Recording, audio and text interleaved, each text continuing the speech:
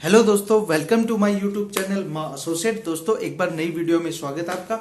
आज की वीडियो बड़ी इंटरेस्टिंग होने वाली है क्योंकि आज की वीडियो में हम जानेंगे कि अगर आप लोन ले रहे हो, किसी भी प्रकार का लोन ले रहे हो, तो उसमें आपको क्या क्या बातों का विशेष रूप से ध्यान रखना है। जो कि छोटी छोटी जानकारियां हैं, लेकिन वो आपको विशेष रूप से ध्यान रखना है। ऐसे ही पर्सनल लोन ना ले या कोई भी लोन ना ले कि आपको रिक्वायरमेंट है पैसे की, तो आपने फंड की जरूरत थी, ऐसे ऐसे लोन ले लिया।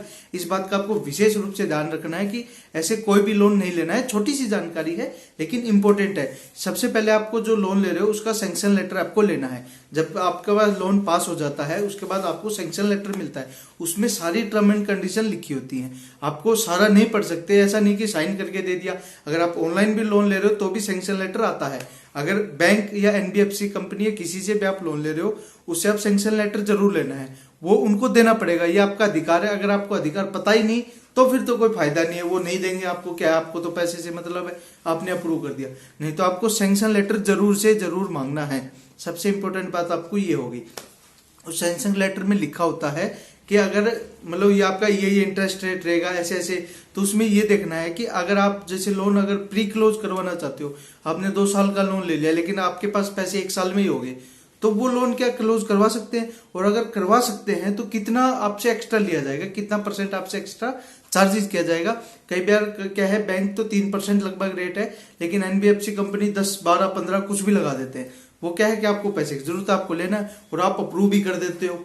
तो आपको इस बात का विशेष रूप से ध्यान रखना है कि आपकी जो सैंक्शन लेटर मिला है उसको अच्छे से पढ़ना है।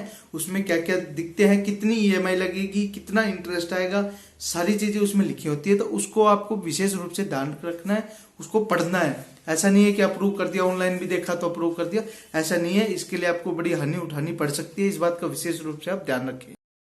दूसरी बात है कि उसकी अगर पार्ट पेमेंट कर रहे हो तो उस पर कितना परसेंट इंटरेस्ट लगेगा, ये कितना बैंक का चार्जेज है, या एनबीएफसी कंपनी से लिया है आपने तो कितना चार्जेज आपको पे करना पड़ेगा। इस बात का आपको विशेष रूप से ध्यान रखना है। जैसे कितनी कितनी ईएमआई जाएंगी, वो आपको एक चार्ट बन के आपके सामने आ जाएगा। क्या उतनी ईएमआई जा रही है, बेसिक अमाउंट प्लस इंटरेस्ट, जो इंटरेस्ट दिखाया गया है आपको क्या वो इतना ही जा रहा है, आपको बात विशेष रूप से ध्यान रखना है। उसके बाद अगर आपका लोन क्लोज हो जाता है तो फिर आपको एनओसी लेनी पड़ती है। एनओसी विशेष रूप से ले ले। अगर एनओसी नहीं लोगे तो 1, 2 साल, 10 साल, 20 साल बाद नोटिस आएगा कि आपने ये लोन पूरा नहीं भरा, इसका ये अमाउंट रह गया। अमाउंट रहेगी 100 रुपए की, 10 साल में हो गए लाख रुपए।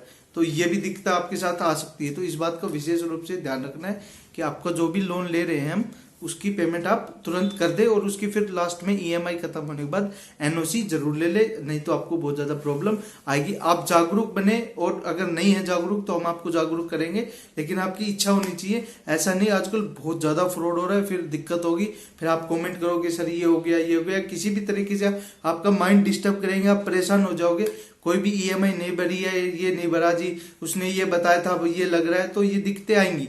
सबसे पहले आपको ध्यान रख के आपका जो लोन ले रहे हो, ऐसा नहीं पैसे के चक्कर में कुछ भी साइन कर दिया, कुछ भी ओके कर दिया, ये आपके लिए नुकसानदायी हो सकता है। इस बात का विशेष रूप से ध्यान रखें। यही थी हमारी आज की छोटी सी जानकारी।